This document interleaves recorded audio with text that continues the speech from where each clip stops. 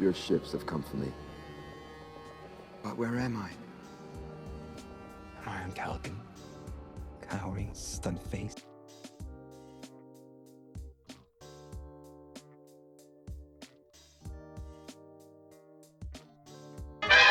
Yep, what's going on, everyone? It's your favorite TNB homie, Tony, and I'm back here with another video in our favorite Everyone is Screwed show, Foundation, Season 3, Episode 5. This week's episode is titled, Where Tyrants Spend Eternity. And yeah, that title hits different once you realize it's not just poetic. It's actually kind of prophetic. We're talking Dawn's possible death, Gaal's supervillain origin story, and Demerzel's cold mechanical judgment lurking just off screen. Until she's not. Season 3, Episode 5 is all about history and legacy. This one is about where tyrants go when their power fades, and we add who gets to write history and who ends up buried beneath it. Whether it's Dawn recording his last message, Tarisk finding out the hard way what happens when you trust Empire, or Gaal stepping into the very shadows she used to fear. This one leaves a mark. If you're a fan of slow burn betrayals, mind control madness, and Demerzel sneaking around like a ghost in the machine, you do not want to miss this breakdown. Do me a big favor. I hate to, but please drop a like. Please, if you're sticking around, do a like or comment and subscribe so you don't get vaporized by a star weaponized mule. Now let's get into this deep dive. Foundation Season 3, Episode 5 keeps serving those Final Fantasy VII steampunk Midgar vibes, with Day gliding down to Mycogen on his vertical lightcycle like he's auditioning for his cyberpunk Fast and Furious. And I'm here for it. Also, the visuals still hit, but I do feel like the visuals may have taken a slight dip from Season 2. There's some FX shortcutting going on, but this show still looks better than 99% of anything else out there right now. And shout out to Day's Iron Man helmet trick, turning it on and off just to flex. Like, we get it. Yearly pace. These people paid for the whole face, and you're gonna show the whole face. Day, diligent as ever, gives us a cool little fake out scene where he's cornered by a bunch of guards and reveals that he found a decoy to use as a misdirect in order for him to sneak off and play house with his boo, Song. Interestingly enough, we switch to see Demerzel finding Willie's body with Day's nanites inside him. Giggity. Demerzel seems totally okay with Day escaping from under her eye and living out his best life with Song down in Mycogen. Demerzel got upgrades. She's analyzing blood with a touch now. We already saw these laser fingers in action before, but now we got full-on CSI Nanobot edition. Oh, and she projects Dawn's exact location like he's air-tagged, and she's got Find My Cleon on her app. No wonder Day feels like a prisoner. Also, this lady Demerzel is killing it this season, not even playing. Laura Byrne is crushing it with her performance this season. Demerzel's whole arc is this slow simmer of pain and rage. And then boom, she lashes the F out. We then switch to Brother Dawn waking up from a bed with Gaal looking down on him, and he's not looking happy as a pig in shit for some reason. Instead, he wants to explain how her powers work. And he's already suspecting that she might be using her powers on him. And her answer is basically, maybe, I don't know. Which is not the answer you want when you're sleeping next to a psychic. Then Dawn decides to record a message to Dusk because it's in this moment he realizes that he's in his own episode of When Keeping It Real Goes Wrong. And he knows he might not make it out of this alive. This is not your typical Cleon. Dude's got feelings and foresight. Meanwhile, Pritcher shows up to the first Foundation all proud like, I found the Mule. And the mayor's like, cool story, bro. You ran away like a punk and you brought chaos with you with the Mallows. Then hits him with the full humiliation package. Strip search, cell time, it even gets side-eyed by his own teammate who he curved in episode 1. The mayor's got some real twisted TSA vibes. We then switch to the Mallows waking up from their space jump and assessing the damage to their ship from the Mule. Basically, they're screwed and nothing works. As a result, desperate times call for desperate measures, and Torn Mallow is going to have to beg for help from the Traitor Alliance. They crash in on Haven's airspace, uninvited, and immediately get lit up for not answering comms. And somehow, they survive again. I swear, these two are Foundation's Wile E. Coyotes. We then switch back to Gaal and Dawn discussing the zygote of Gaal's daughter, Salvor. We see that Gaal is still holding on to the memory and the pain of the loss of her daughter, no matter how brief their time was together. And I gotta say, Foundation is really making me pause and think about the idea of that. Think about it. Imagine someone walking up to you. They're almost your age. And regardless of how, they're able to prove that they're your child. Would your parental instincts instantly kick in? Like, I sat here and I thought about it for real. And I think that if that were me in that moment, that I would probably have my paternal instincts kick in. And I'd want to protect my daughter and feel the urge to ensure that my daughter outlives me. It's a weird but real parental urge. Insert John Q clip. I won't bury my son will bury me.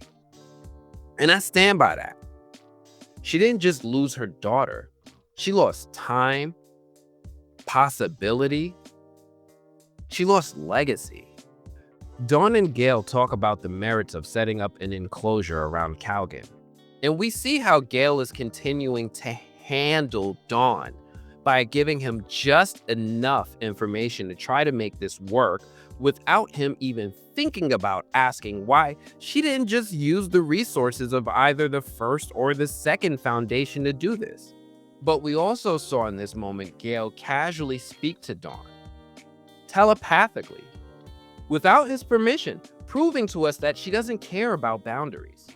We then switch to Gaal meeting up with Zera and the Wolf Among Us as they prepare to execute their plan to convince the Council to execute the enclosure. What we see is a visually gorgeous and Danny Ocean approved plan of infiltration and blackmail, with a few Cleonically resolved snags along the way. Empire meets with Tarisk, lets him know that he needs him to get down or lay down. Tarisk talks about how his family is on Calgon. But Empire don't give a F and frames Tarisk as a traitor. So once again, he's gonna get down or lay down. Tarisk tries to talk back, but effed around with the mistress and found out Cleon's merc people.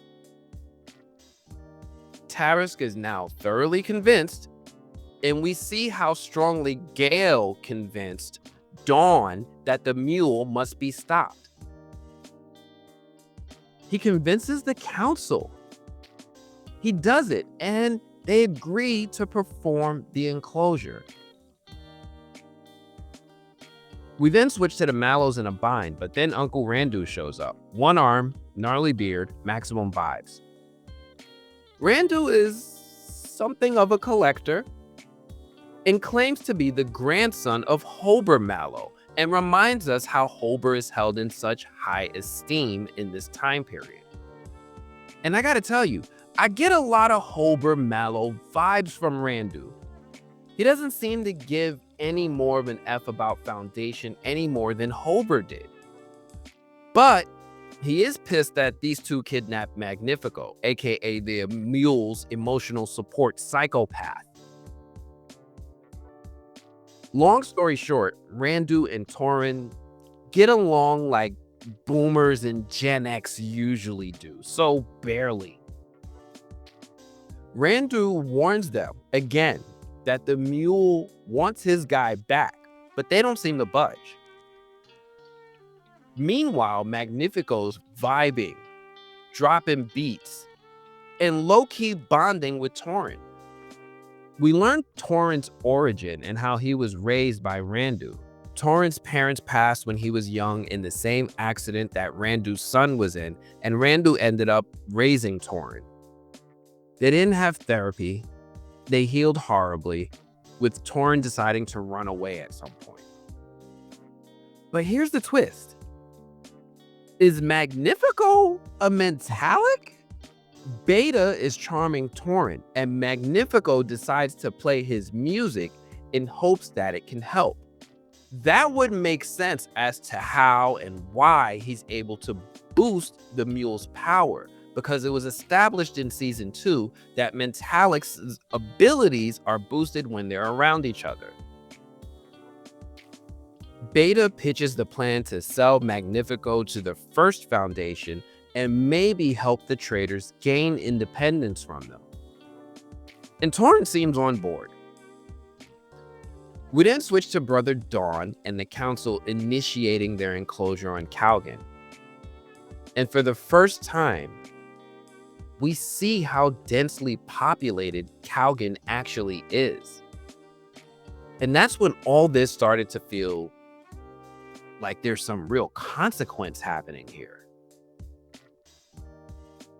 And then the Mule appears via Hollow, laughing like the Joker, laughing at Robin for thinking he was the main character in a Batman story, laughing, gloating. He's like, I hacked your jump gates. I'm weaponizing a damn star. Calgan's done. And what the actual F? What the actual F?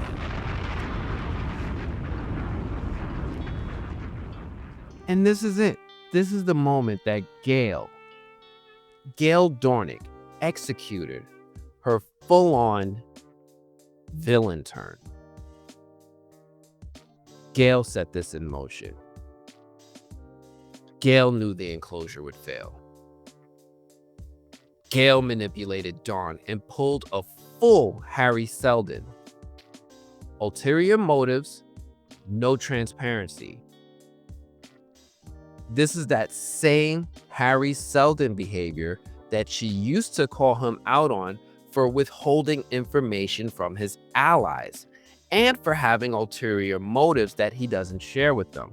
The student has become the master. And we all have to admit, Gaal just pulled an intergalactic Anakin Skywalker move. We then switch to Brother Dusk, getting the message that Brother Dawn recorded earlier. And I love how Foundation planted so many seeds at the beginning of the episode that they harvested at the end. We see Dawn confess his perspective on why he worked with Gaal, but also realizing that Gaal manipulated him and she needed the enclosure to fail, and that she needed the Empire to fail faster in order for her plan to succeed to defeat the Mule. Dawn is pissed the F off, and I get it. Dawn came to her in good faith multiple times and worked with her. There were multiple times he could have cut things off, signaled for help or whatever, but he didn't. He trusted her, and Gaal played the F out of him. And I gotta say, I see Gaal so differently now. This is the point of no return, for real. We then see Dawn try to escape, but gets confronted by Tarisk, who is also rightfully pissed and is done listening to Empire. Then Tarisk tries to murk Dawn, misses, and gets sucked into space like a can of Pringles. And it looks like Dawn's done too. Maybe. You never know with this show. He could be gone. Maybe. His message to Dusk absolutely seems like a goodbye letter, and the show's way of letting us know that we won't be seeing him again. But you never know. I'm not so sure. We then switch to Gaal on her ship, getting notified of an unauthorized entry on the ship. And I knew the second that she couldn't just sense who was coming, that it was Demerzel. I knew it. And end credits. And did y'all see what they did there? They low-key confirmed it. Metallic powers don't work on Demerzel. She might be the real secret weapon just vibing in plain sight, waiting to slice up the plot with her scissor fingers and emotionless precision. This episode was a heater. The performances were fire, especially Demerzel, who's been silently dominating the screen like a Terminator with trauma. And Gaal, man, she's not slipping into the dark side. She's doing a cannonball into it. The way she's becoming the very thing she used to check, straight Revenge of the Sith vibes. If this was chess, Gaal just flipped the whole board, set it on fire, and told the pieces to fend for themselves. So what does she sacrifice? What's the real plan? And can Demerzel even be stopped? Look, we drop some new breakdowns every Friday right after the episode airs, so if you're not already subscribed, fix that. Tap the bell, hit that like button, and let me know in the comments. Is Gaal the hero, the villain, or both? I'm going to catch you on the next one. That's all I got for this one. Stay out of Demerzel's range. I'm going to check you all later. Peace.